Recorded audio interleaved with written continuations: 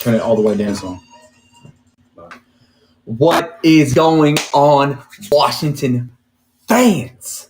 Now look, no need to fret. No need to worry. And we are about to break that down. Don't worry. As you know, I am your host, Steve. And I'm your co-host, Will. And this is Let's Talk Washington. Back for another week. Let's go. So, what y'all don't understand is that I want everybody to just take a deep breath, relax. Because we're about to break some stuff down.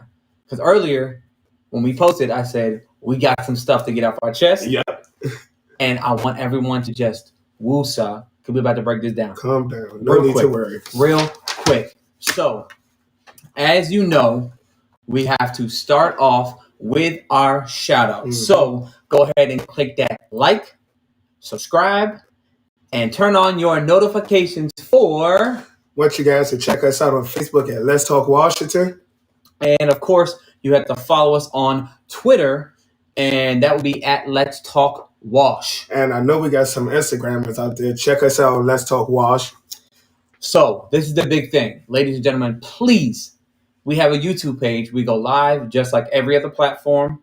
Go ahead, and if you can, go either like and subscribe to our page. That really helps us out, and we're trying to really grow our YouTube page and get some more viewers on our YouTube page. That'll really, really help us out.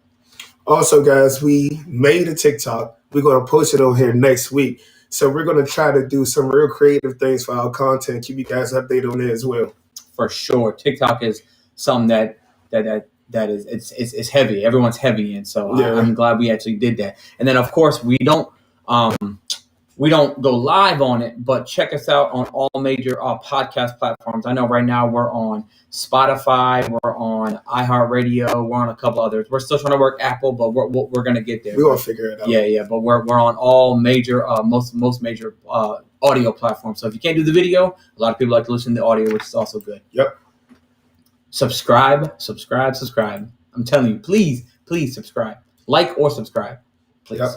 And for my people, that want some fresh gear, we got some smoking hot merch for you guys. We got shirts, we got towels, we got joggers, we got anything you need. It's about to get cold.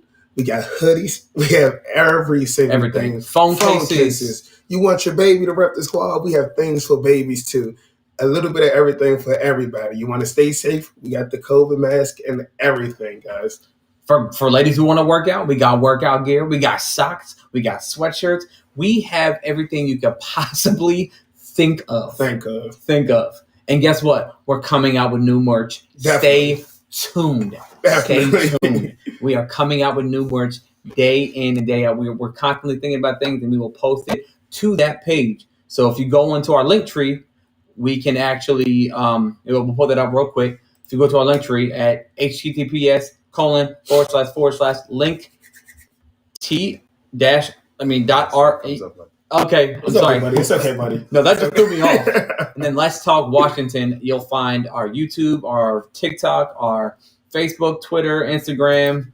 All of our links will be under one, so you don't have to go under individually. If you go to our link tree, everything's under there, so you can just check us out right there, right then and there.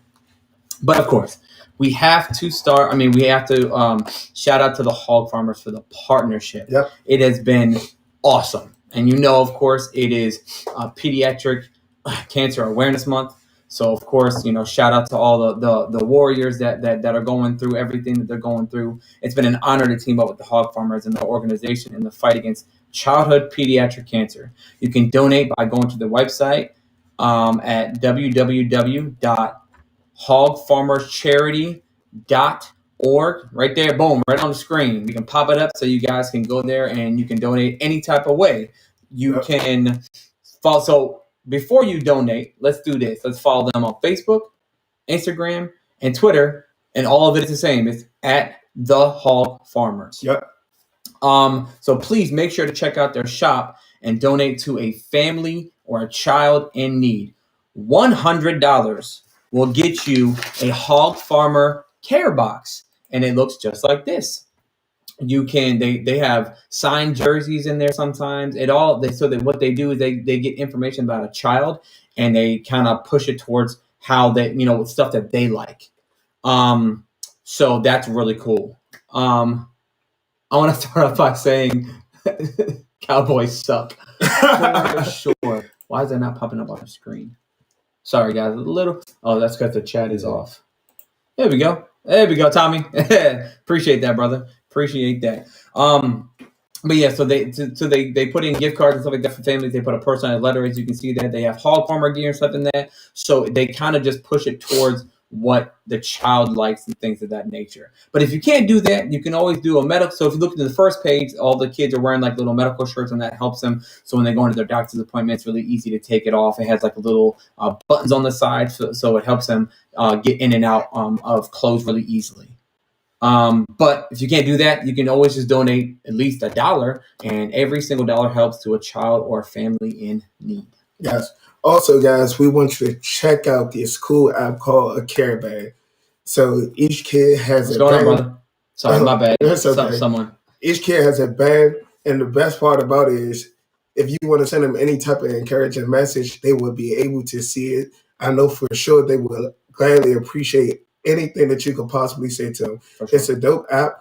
I'm going to download it for sure because I want to let them know that they're not in this fight alone. They're little warriors, but they have a whole village behind them that can help them out too. For sure, yeah. So what happens also, I kind of want a little bit more detail about that. So I think that they go on, and maybe I'll talk to the HogFarmers and correct me if I'm wrong if you guys pop in. I think they have to log into the app to find out exactly what it said. But what happens is once that happens, we will get into that, Tommy. We will get into that. It just lights up. You see that care band, it just lights up, and that just shows that someone's thinking of them. So it's really cool. So once we do that, we're going to go into our little segment of pediatric cancer.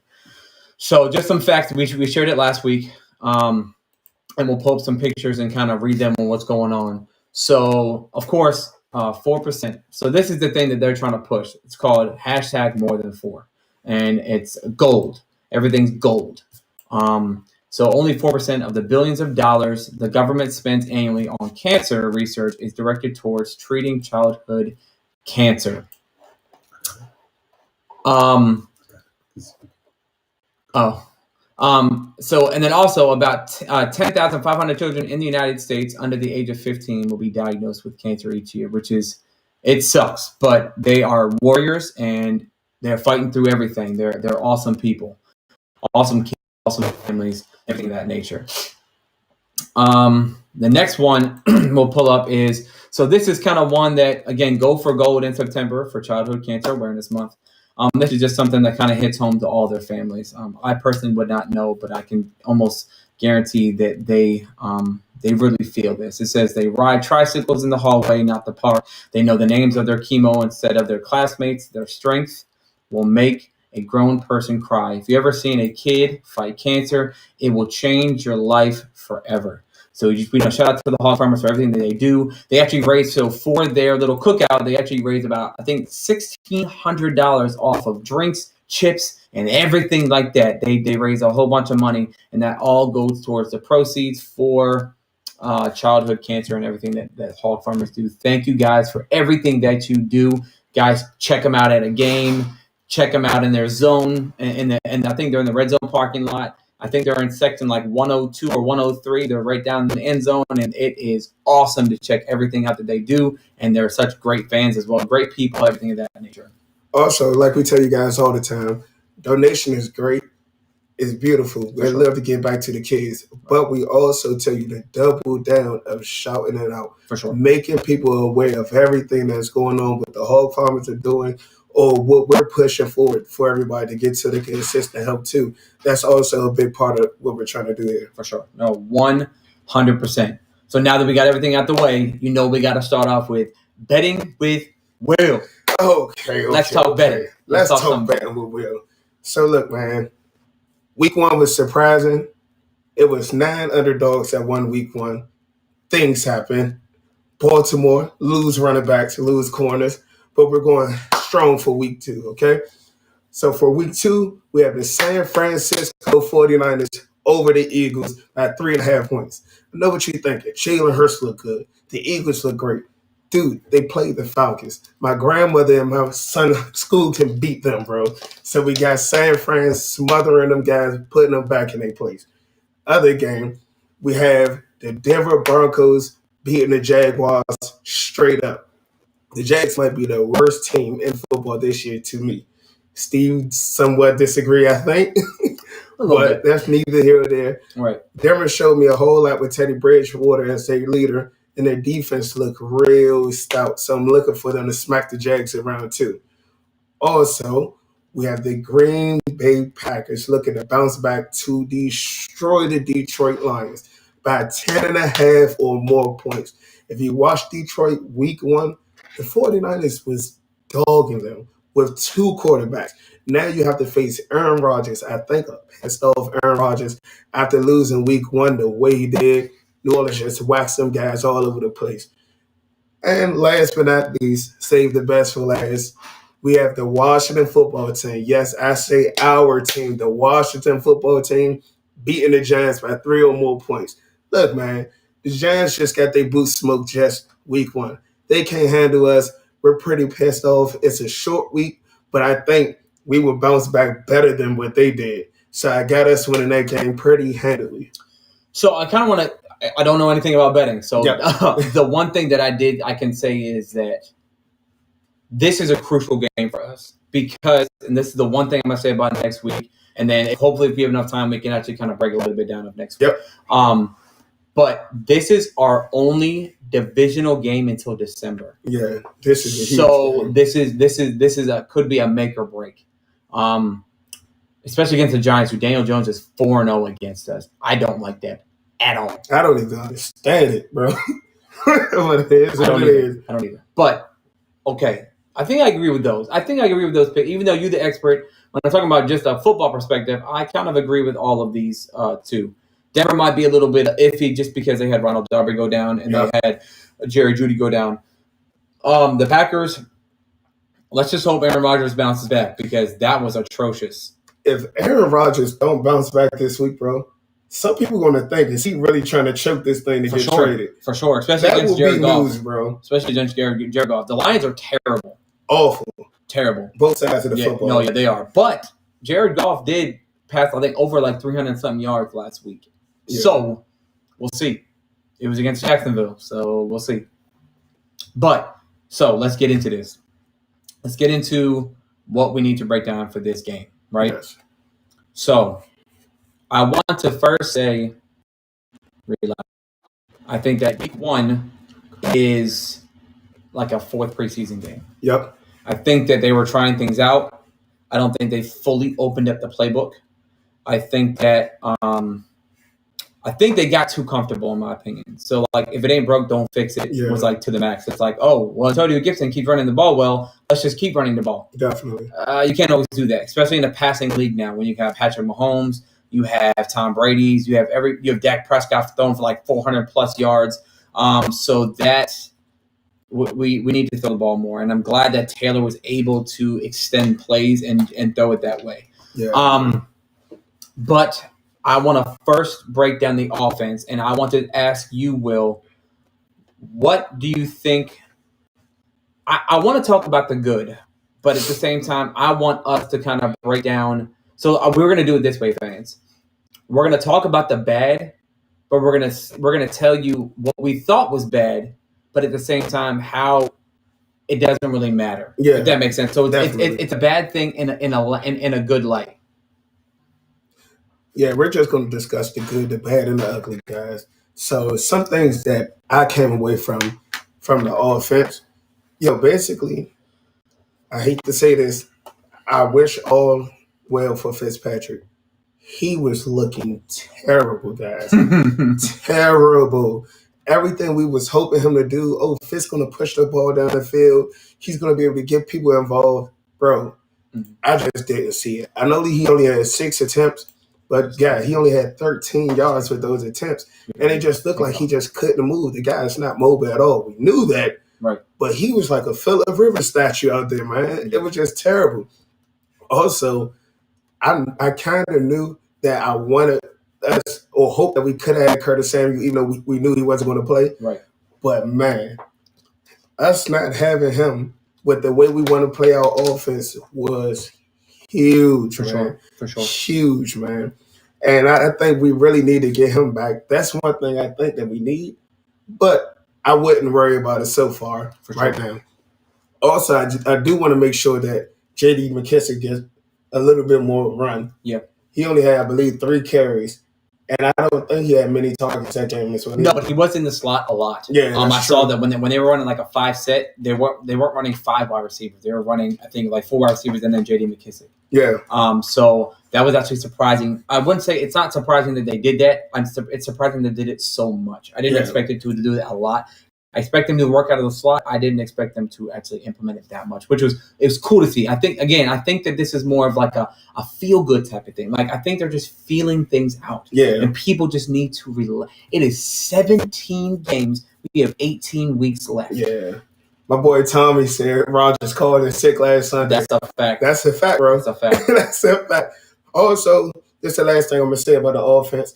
I think Taylor Heineke, he pushes the ball down the field. I like him. I do like him. Yeah. But one thing about the Chargers defense, they make you work for your progression. For sure. So I know we hate dinking and dunking. Yep. Sometimes you just have to put the football in your playmaker's hand and just let them make plays. We don't always need the big plays. Sometimes it's great to see, but sometimes he do need to just take what's there. Right. And I actually did. So I watched the Taylor Heineke press conference afterwards. Yeah. And the biggest thing what they were saying was that Terry, they pointed out, and I'm sorry. I love y'all media. I do. But sometimes you guys ask the dumbest questions. Yeah. Straight up. And no shade against y'all. I know y'all have a job to do. I get it. But it's just like, so someone had asked, like, do you think it's a problem that Terry didn't have a catch or a target in the first quarter or in the first half? Yeah. And then he was like, no, not really. Because at the end of the day, yeah, granted, do you want to get it into your playmaker's hands? Yes, you do. But Definitely. You can't force it. And I like that answer by Taylor Heineke. It's like you can't force it. So who will be a starter could be, Taylor Heineke. Yeah, that's not even close. Yeah, not even close. Yeah. Taylor Heineke will be the Fitzpatrick, they saying, had somewhat of a hip injury, the same one Tua had in Alabama, and he's on the IR. So Fitz is not going to be playing for a while. 48 weeks is what they put. I think, me personally, this might not be a hot take with some people, I think he's done for the year. Yeah, he's done. I think he's done. No, well, they haven't put that out there. They said he's done 4 to 8 weeks right now. I don't want to be a pooper. Do you think this might be Fitz's last stop? If it's as severe as Tua's and how long it took him to come back from that, definitely. Yes. Definitely. I think so. But then he could try to pull an Alex Smith where, like he could try to make a comeback. Yo, my homeboy Malik on Instagram, shout out, bro. He asked, is Taylor Heineke the future? No. Hell no. No. No, bro. No, not at all, bro. No, we don't hate him, but he's not the future. The guy's 28 years old, bro. Yeah. No. He don't have many starts at all. Do I trust him to win us some football games with our defense and the weapons we have? If he stayed within his ability, yes. I think our team is that good that we can win some games with him. For sure. But we can't go to no Super Bowl or nothing or contend in the NFC with Taylor Heineke as our quarterback. I would be surprised because I don't want to say we can't, even though I know we agreed on that. I just want to say that we don't think that he can. Because there is a small possibility that he can, maybe like a 1 or 2% chance, but I don't want to say that it's a 0% chance that we can't go to the Super Bowl with Taylor Heineke. Nothing's a 0% chance. Matt Hasselbeck went, bro. That's true. See, that's what I'm saying. That's what I'm saying. The backup will also be Kyle Allen. So Gary off Twitter said made a huge mistake not trading out for Mac Jones. Okay, no. Yo, I was about to kill that. Let's stop. You want to go in? No, we can both go in. But let me just say this right now, Gary. With all due respect, that is not the right answer. Not at all. Because let me break something down. It's really simple. It's not going to be long. It's not going to be anything. It's real simple. I always tell Will this. If you build a team like the Chiefs, now granted, I know we don't have Tyreek, all the weapons they do. I got that. I know we don't have a Patrick Mahomes. Even in this next draft, I don't believe there is a Patrick Mahomes. No, I don't. That's just me. But, listen. You have to go with that motto of building your team first Then you get a rookie quarterback. That's what needs to happen. That's how building teams successfully happen. You cannot. So we had hey, what's going on, brother? Hey, my man Andy from all the way in across the pond. Over in Europe. What's going on, brother? England. It's England, right, Andy? I think it's England. I know you're across the pond. But that to me, the right way to build it. Because think about this: if we were to trade up, right, for Justin Fields, which to me would have been great. Like I love Justin Fields. I think he's going to be great. I love Justin Fields, but you have to give up a first round pick next year. You have to England, yes sir, yes. We have to give up first round next year, and possible because I saw it on Twitter and people were like, "Oh, we could have gotten a linebacker later in the draft." But you might have had to give that away to trade up. Yeah. So how can that's not guaranteed? Why Ron said we're not going to mortgage anything yet is because we have to build the team first. He filled holes. Now, you might not like the Jamin Davis yet. Give it time. He's raw. We knew that coming in. Jamin Davis is a raw prospect. He only started for 1 year. So give it time. We filled spots. We filled in our corner spot, which we needed a second corner. Definitely. We filled in a linebacker, tackle. What else did we fill? Wide receiver. All these spots that we filled were necessary in order to build this team like it's supposed to be built. Give it time. Remember, one more thing before you talk. Remember, what did Ron say in his presser? His beginning presser. 5-year rebuild. We had a good luck of the draw last year to make the playoffs. No, I told Miss Bruce Allen whatsoever. No. You okay, Tommy? Are you okay? But listen, it's a process. We have to be patient. Patience. Trust me. Can I guarantee a Super Bowl win if we are patient? No, I can't. But patience. I believe that Ron is building something here. Go ahead, bro. That's just not a. I'm gonna let you know, bro. Mac Jones is not the answer, bro. I don't have nothing against him. Right. I think he can be a good quarterback at best. Mac Jones just got drafted to the best situation for him. For sure. And we still don't know just yet how he's going to look this year with the Patriots. Yeah. He has possibly the greatest head coach of all time. Yep. That could coach the hell out of some defense. They got some good offensive weapons for him. Yep. They usually have a top 5 running game, right?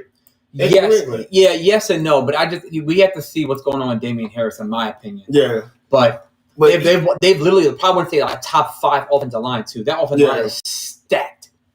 Yeah, so either way, I just don't. I wouldn't want Mac Jones. I know we're in a rush to try to find that quarterback, but it still has to be the right quarterback for us. For sure. Now, I'm not down on getting Justin Fields, right? But we have to think about what, like he said, what are we trading up to get these guys? Yep.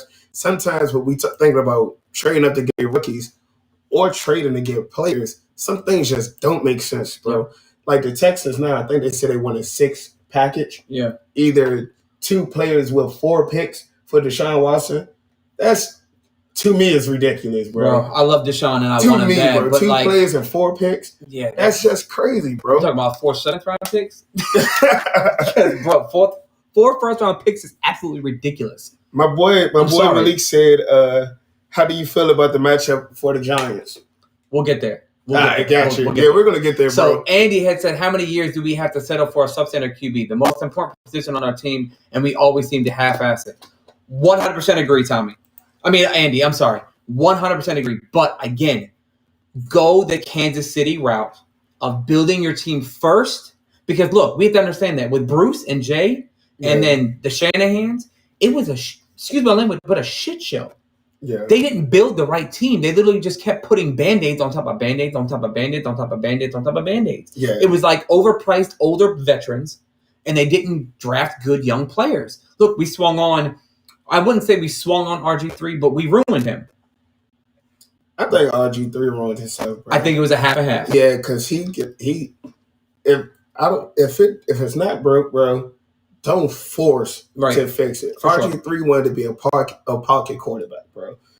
I think he ran too much, in my opinion. Yeah, definitely think he ran too much. But if you're gifted like that, I mean, use your wheels. Also, ain't nobody tell you not to know how to slide, bro. We sent him to the Nationals to try to teach this guy how to slide, bro. And he still wouldn't do it. Yeah. No, but I just think that you have to patience, because you have to build. Because let's just be honest. I think that Alex Smith was a subpar QB at the end of his Kansas City career. Granted, he had the best year of his career, but was that top tier? No, not in my opinion. I think we could have won with a healthy Alex Smith. Not back then, but if we had him now. I still think that he is an average QB. I don't think that he's like top 10, top 15. I think he's an average QB. Yeah. He can win games. So they settled with Alex Smith for a bunch of years before they finally got their QB. They built around it. They got Tyreek. They got Travis Kelce. They got a whole bunch of other weapons, and then they finally got their QB. Yeah. At the end of the day, it just boils down to how much you want to give up, bro. Right. It's draft position. Are you drafted to get one of the quarterbacks you like? Washington is just drafting the name. Yep. Just because a quarterback falls to us not the team, but just because the fan base may like, doesn't mean he's the quarterback for us. When you could have drafted another great player or somebody that could have helped in the first round. For sure. Also, it depends on what you are willing to trade. Me personally, unless it's Aaron Rodgers, or if Houston come to these senses and make a reasonable trade, I would trade good quality stuff for them. But I told him prior to the season, well, two people, and I was big wrong about one. Don't want Matt Ryan. You was right about that one. But I was okay with getting Derek Carr. I was even comfortable with getting Sam Darnold if we could just give up a third or something to get him. Yeah. So it depends on which way you want to go, because with the receiving core we got, the backs we got, the defense we have, the coaching staff, experienced coaching staff, you don't need a top 5 quarterback to always win a Super Bowl or to get in there. You feel me? For sure. No, 100% agree. Plenty of QBs that were not top 5 have won a Super Bowl or even been to Super Bowl or even made the playoffs, for real. Let's just be honest. I mean, so like, again, and I hate to say this because I actually like the Browns and I'm actually a big fan of Baker. But look at that. I think that his play is not top 10 at all. The way that he has been playing. Yeah, and I'm a Baker fan. Right. And so, but they drafted him number 1. So how does that look? So you have to look at both sides of the fence. And then going off of what he said about the top quarterback.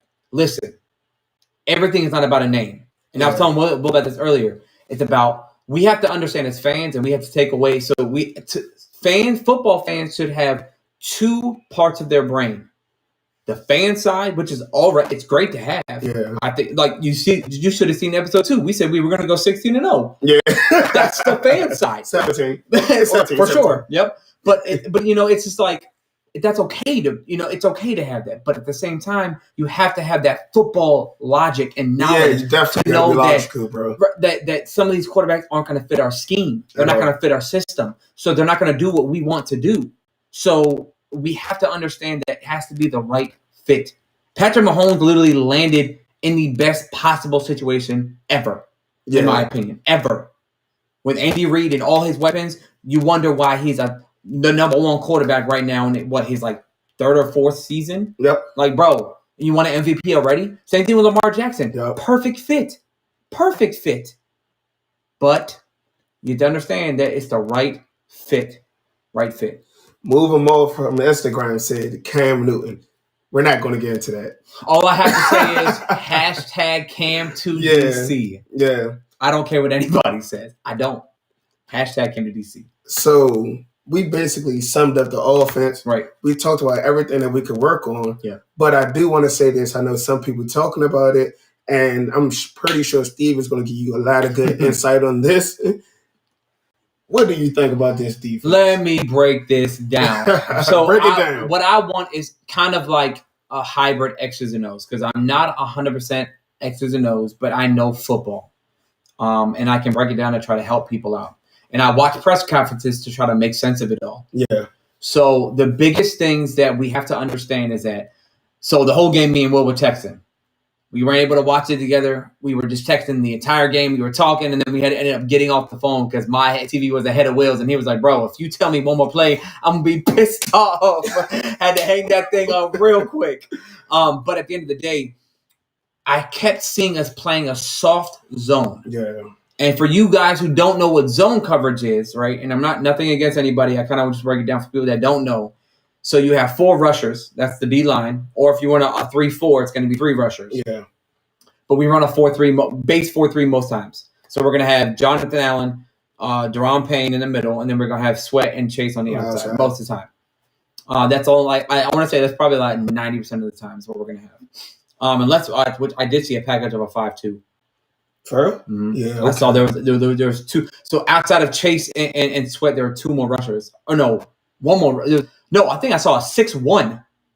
It was a 3 and 4, bro. I'm telling you, and it was. I think it was in the first quarter. We ran like it looked like a 6-1. There was 2 safeties in the back, and then somebody in the middle, and then literally 6 people up on the line. Now I could have just not seen it. It might have been like a corner on the other side, so he might have just playing real close to the line. That could have been it, but it looked like a 6-1, which I've never seen. If that's the case, that's crazy. I ain't never seen that in my damn life, never. But they set the heat. But a zone. Everyone has a zone. So if you break down, the best way I know how to break down is bubbles like Madden. Yeah. So when you run it depends on there's cover 3, cover 4, cover 2, cover 6. I think that's it. But everyone's different. But usually a base zone is like a cover 2. Or cover 2 is mostly what a lot of teams run majority of the time. You have cover 3s, you have cover 4s, I get it. But cover 2 is like the base. So you have 4 rushers. Then of those 4 rushers, right behind them is the linebackers. So you have 3 zones right in the middle of the field. Yeah. So you have the outside linebacker over here. So if it's a field, right? I don't know, to get over here. The field. You have the 4 defensive line. Then you have 1, 2, 3 linebackers in the middle, right? And then you have on each sides, you have flats, which means they just cover if they run a screen, if they run an out route. So the corners on the outside run flats. And then you have 2 zone deep. So then there's different variations of zones you can run, but that's the base model of that. Will we play zone against the Giants? I hope not, if that's what our defense looked like. No. I can tell you that, Tommy. I hope not, because it was a soft zone. So you have soft zone, and then you have press zone. Press is when you're pressing them against the line. Soft is you let everything in front of you. The problem is they ate that shit up. alive, bro. The problem is also with the zone. So you have issues with both types of defenses. Man, you have easily you can burn easily. Yeah. Zone, you have pockets like you were talking about earlier. That certain routes literally go outside of that zone, and it's easy pickings. Yep. But what I did not like is that if you were running zone in the first half and it didn't work, why are we not switching it up? So adjustments. Right. So I think that they were feeling it out. And I think the one thing that Ron broke down was when they ran the zone, which to me looked like, I want to literally say about 90% of the game. Yeah. It's what it looked like. But it was also variations of a zone man. So I think some of the corners were playing man, and then everybody else was in a zone. Yeah. I don't think we should ever run man with John Bostic on the field, in my opinion. No, we can't. But cause there was plenty of times that he was out of position a lot. And I saw that. Don Bostic is a run linebacker. He should not be in coverage ever. That's just me. But let's break that down too. So soft coverage, they let everything in front of them. The best way to beat a elite pass rush is what? Short passes, getting the ball out quickly. Get it out there fast. And that's exactly what they did. They moved the ball downfield. It was curls, it was slants, it was out routes, it was drags, it was in routes. It was literally. I don't think they threw the ball deep once. Nope. And Justin Fields carved us up. I think he went like 10 for 10 before his first miss. Like, bro was on fire. And they established a run game early, bro. Yep, sure did. Once you do that, bro, the game was blown open. And that's what pissed me off about the offense, because we established a run game. Yeah. So that should have opened up stuff. We'll play against the run more than the pass against the Giants. It depends. So the thing is, Saquon Barkley, their first game was on a low count. Okay. So he didn't play that many snaps. Okay. So I think we're just going to respond based on what we see early on in the game. Because if Saquon Barkley is not getting many snaps, there's no reason to over pursue pressure in the run. You feel me? I'm actually okay with I think the biggest thing. I'll just say this about the Giants. The biggest thing, in my opinion, is pressure. Yeah. Once you make Daniel Jones uncomfortable, he fumbles. He makes stupid decisions. Any quarterback will make a stupid decision under pressure, or is capable of doing that. So you have to get pressure. We did not get pressure. the thing was, and I saw Chase's interview, and I was right, by the way. So I saw it on tape. They were triple teaming him, double teaming him, and that leaves everybody else open or somebody open on the defensive line. Yeah. So everyone blaming Chase Young, you should not, because he was still getting pressure. He had a sack. He had 2 tackle for losses, I believe, and he was getting pressure. But when you're getting triple teamed, guess what? Somebody has to be open. Yeah. So you should blame John Allen, Deron Payne, James Smith-Williams, everybody, Matt Montez Sweat, Matt Ioannidis, everyone on the defensive line. Someone must have had gotten open, but they were not getting off their blocks. Yeah, another thing, Tommy, is this. We're talking about how we didn't like the zone coverage against the Chargers, but each game brings its own game plan too. Mm-hmm. So although I didn't like us doing it against the Chargers, I do not look at Daniel Jones. I look at Justin. I don't look at Kenny Galladay the same way I look at Keenan Allen. Sure. Not Mike Wallace to me. Honestly, so it could be somewhat of a similar game plan, but also I think we could beat the Giants. Yeah, no, for sure. It's one game, but again, I was breaking it down to Will. There's 2 parts of a game when you prepare, right? There is preparation, and then the willingness to win. Yeah. Look at the Ravens and the Raiders. On paper, the Ravens should have smoked them. They have Lamar Jackson and a defense that is top 5. Yeah, definitely. And they should have smoked them, but they didn't. They let them come back in the game and win it. Yeah. So the Raiders wanted to win. And the way that we were playing, not saying that we didn't want to win, but what it looked like is that we didn't want to win. We didn't want to win. Yeah. So, and the biggest thing that I was saying that with Ron, and Chase said it, is when you play zone, the problem with playing zone is, and the good thing about playing zone also, is that if you run a zone and everyone hits their assignments, every defensive lineman hits their gap, gets pressure, gets to where, because every lineman is supposed to have a certain gap. So you have A gap, B gap, C gap, and that's literally what it is. It's the gap is what's in between each line. So in between the right guard and the center is a gap. The right guard and the right tackle is a gap. And on the left side, same thing. All these are gaps. If everyone runs that same gap, you get consistent pressure. Yeah. If you miss a gap, the entire line fails. Same thing with zone. If one person is out of place, the entire defense fails. So one time that I've seen, for instance, I'll just give an example. I know we're picking on John, and everyone picks on John Bostic. But once John Bostic is out of place one time, the entire defense fails because now someone has to compensate and come down. Yeah. I want to actually point out that third down that we gave up, it was like 3rd and 12 or 3rd and 10. Benjamin. It was killing us. Literally, it was a curl route with Keenan Allen, and that's when he dove for the first down. Oh, yeah. If we would have stopped him, we would have had a chance to come back. But it was soft coverage, and what I don't know who it was. I had to go back and look. There was a linebacker out of place, and I saw one of the safeties try to come down and get it, but he wasn't fast enough to get there. That is the difference making it. Yeah. That's the difference. Once you miss that one assignment in that one zone, the entire defense falls apart. But Chase said this, that gave me hope. We all watched tape. We all knew what we did wrong.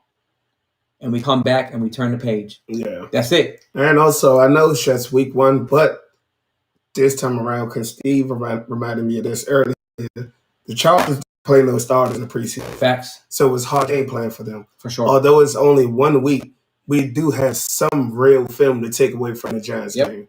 So I know it seems like we're beating up on the offense, we're beating up on the defense, but we do have some takeaways. We got some MVPs. Right. So far on offense, although we can say he lost us a game, I liked how Antonio Gibson was running the football. For sure. He was super aggressive, fighting for every single yard. And I would love to see more of that. Just hug the football. You feel me? 2 hands. I don't even care. 2 hands. Who will be your offensive MVP? I think Samuel Cosme, and a lot of people won't be surprised by that because I think for the most part, against Joey Bosa, who's one of the premier pass rushers in the league, did fairly well. And that's his first game. Very first game in the Very NFL. first game. And that's a tough. That's tough. That's a tough assignment, bro. And I think that he did enough. Again, we have to also realize. Let me point this out real quick: is that patience. These rookies, this is their first time. Yeah. You have to get used to the game speed of the NFL. You have to get used to a lot of things. The jitters. That's another thing that Ron said. I think that Ron pointed out that they said, "What happened to your defense, Ron?" And he said they were anxious. And everybody, it's not about, so I don't want to say this in a selfish way, but everyone wanted to make a play. Yep. And Ron said that stop looking to make a play and let the play come to you to make the play, if that makes sense. Okay. So he wants them to play as a team. And if that means, let's just say we're on the same team. If that means you making a play one time and then me making a play the next time, that's okay. But as long as somebody's making a play, who cares about the stats? But he thinks that it was literally just everyone just trying to make a play all at once, and you can't do that. You have to play as a team. What people don't understand is that basketball, you can have one person take over the game. LeBron can take over a game, for sure, by himself. No help. Nobody. Steph Curry can take over a game. No help. Yeah, Kevin Durant take over a game. Football is the most team sport ever, in my opinion, ever. You need every single person to do their job in order for it to gel together. If one person messes up, the entire team messes up. I'm going to throw another question out there. Okay, so I'm going to see where your head at is. Okay. So who do you think is going to have a great, well, I don't want to say great, a very good bounce back game? For me, I think I can expect something from De'Ami Brown this week. Okay. I think he had a little bit of the jitters after week one. For sure. He had some drops. Some passes was thrown too high when Heineke came in the game. Real quick, I'm trying to figure out how you overthrow a 4-3. Yeah. I don't know how you overthrow a 4-3, bro. But I think he's warmed into it. We need that second receiver that's going to help us out to Curtis Samuel. You get there. Yes. And I think he's going to shine to the moment. How about you? For sure. And I think that he can burn these DBs for real. Yeah, for real. I think he has a possibility of doing it. Definitely. Bounce back. Are we talking about the team or just offense? Yeah. Anybody? Anyone. St. Juice. I think that he had a rough game. Yeah. I think that he did well for a rookie though. And I think that one of the best route runners. For sure. He has Keenan Allen. And I think that there's no one on that team that is a Keenan Allen-esque. They do have good receivers, though. They have Shepard. They have, what's that dude off of Florida?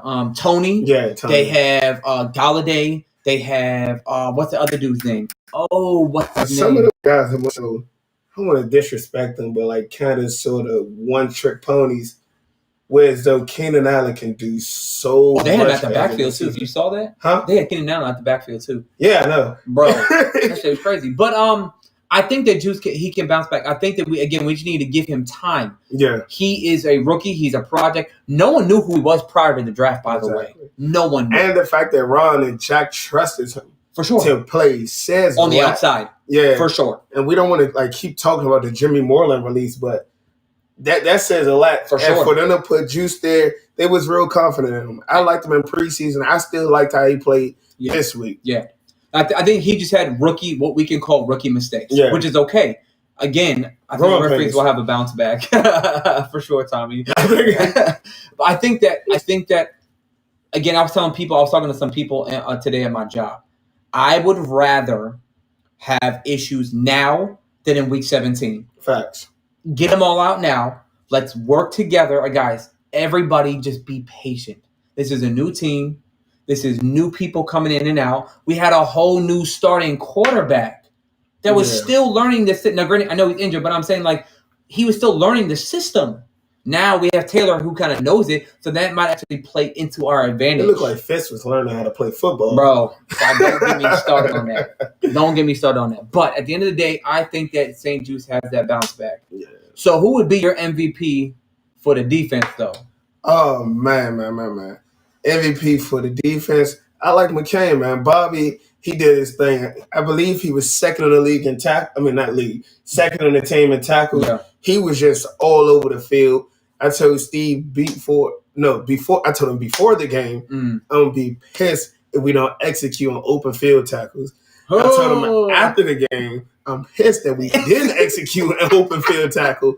And he just happened to be one of the very few people, I believe him.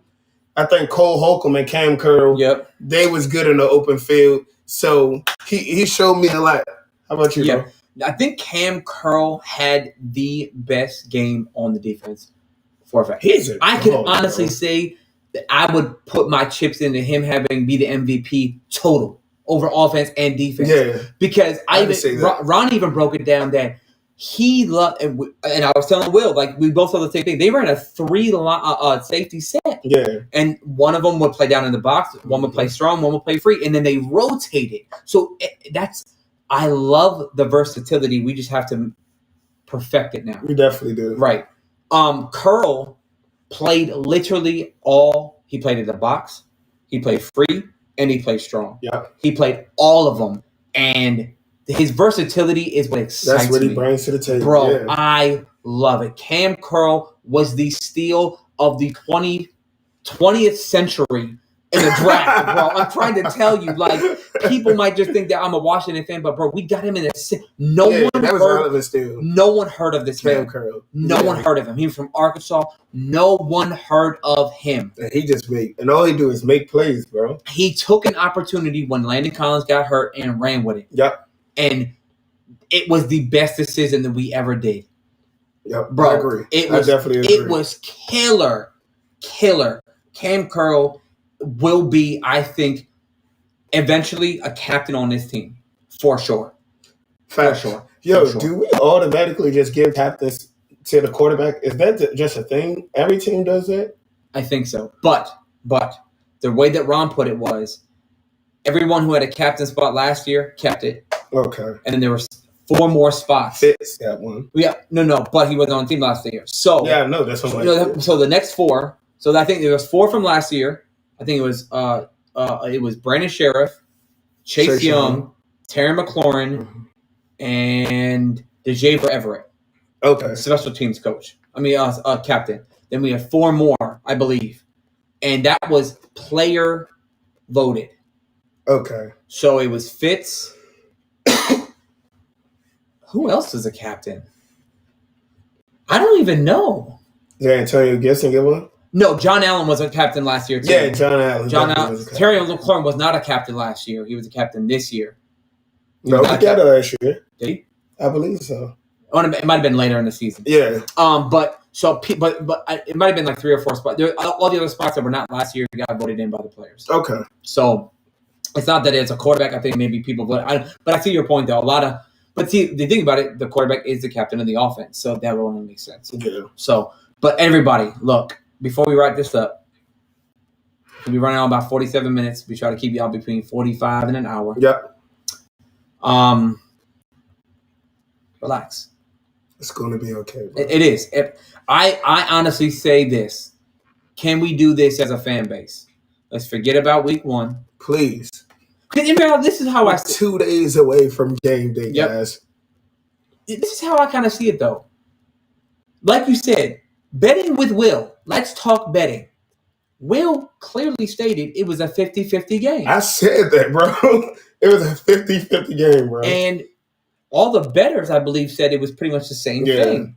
So that means either team could have won. It was a good matchup. And we didn't get crushed. We didn't. And I think that we beat ourselves. That was a winnable game.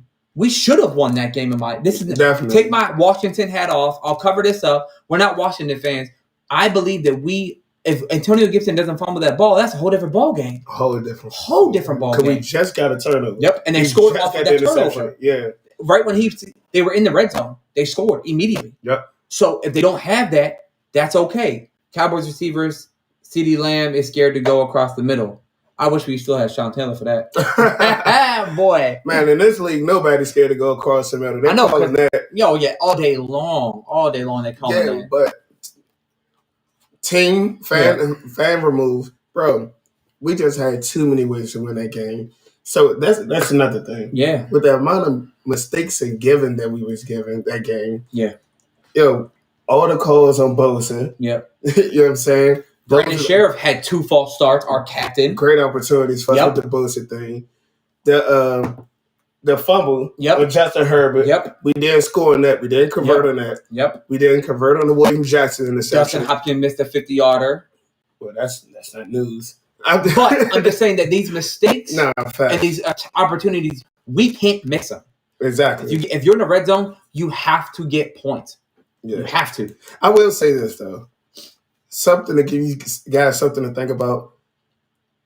My offensive line and Antonio Gibson did show me this. if Washington do get up 2 scores in games, I think we definitely holding on to some leads, bro. I would even say 1 score. Yeah, because there was some.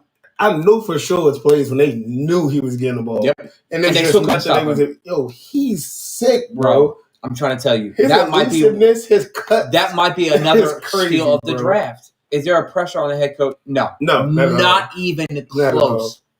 Not at all. I hate to say this. This might sound crazy. I think if we go 0-17, there's still no pressure. No, I don't think so either. I just don't. I think that, again, building. When you build something, Rome was not built in a day. Same thing with a team. Listen. You have to be patient, guys. I will only say this, and I love Terry McLaurin. The only thing more disappointing, if we let Ron go, is somehow trading Chase Young. That's the only thing, because if you if you release Ron, you cut him or whatever, bro, think of it like this. That's just us giving up everything we worked up to this moment. And the players are just not going to respond to that well for me. Nope. You have to understand that Ron's biggest thing was this. If we play like we practice and you have continuity and you play together and you play with discipline, you win football games for a fact.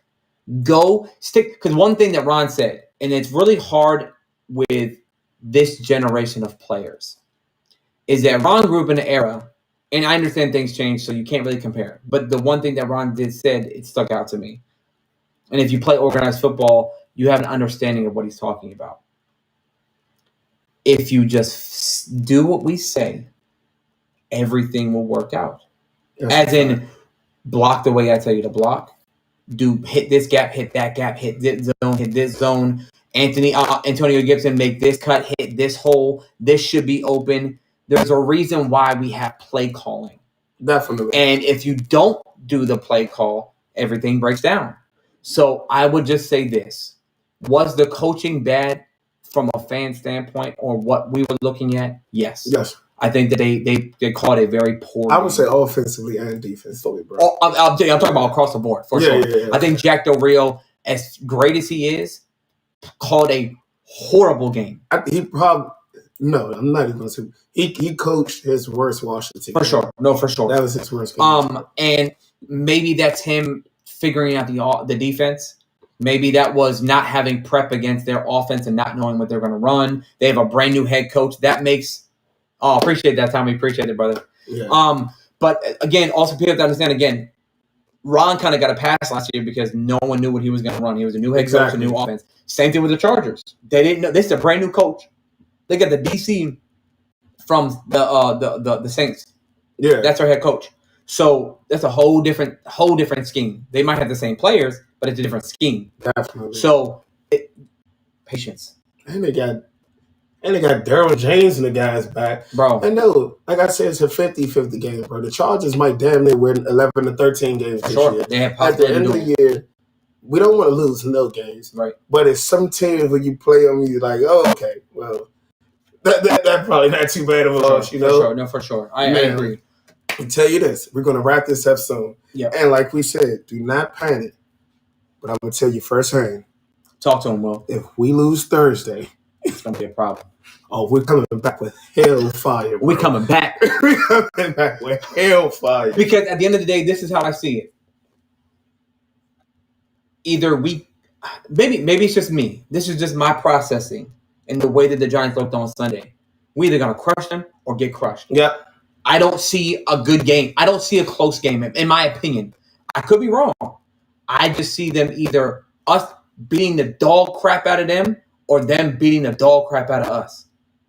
I don't see a close game. And if we get crushed, not only are we going to be pissed off, but Ron, you're going to have to make some phone calls, bro.